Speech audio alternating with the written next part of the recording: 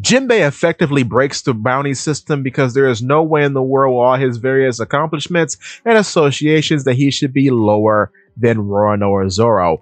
I talk about this in my 3rd year anniversary video discussing how Jinbe is possibly the worst written character in this entire manga.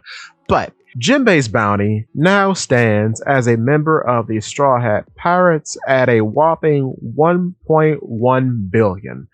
The reason why this is a pitiful amount is because, first, Jinbe was a former warlord. Jinbe is an escapee from Impel Down. Jinbe was at the War of the Best and returned to Marineford after the War of the Best.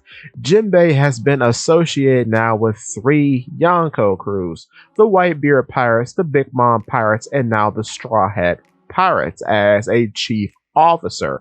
With that being said, Crocodile, another former warlord who also escaped Impel Down, even though he did try to take over a country, and that is a notch on his belt, and he did run a mass operation in Baroque Works. That's another notch on his belt. He was an escapee from Impel Down, just like Jinbe, and he was at the War of the Best, just like Jinbe. But his bounty ends up being significantly higher than Jinbe, despite not being associated with any Yonko crews other than the one that he is a figurehead of now. His bounty is 1,965,000,000, just a hair off of 2 billion. So he is almost worth a full billion more than Jinbe. Is that not weird to anybody else? I understand what he was in the world, but the amount of things that Jinbe has done should be equivalent to the things that Crocodile has done.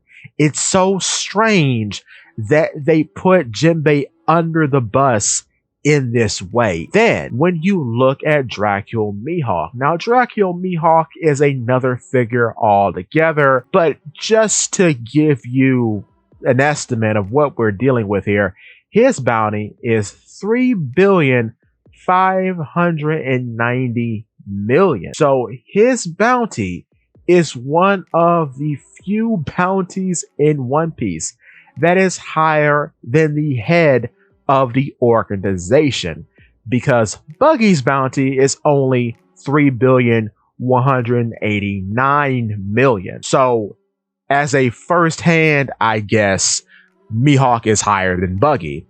So why couldn't Jinbe be higher than, or at least equivalent to, Luffy? I'm not asking him to be 3 billion, but he could be 2 billion.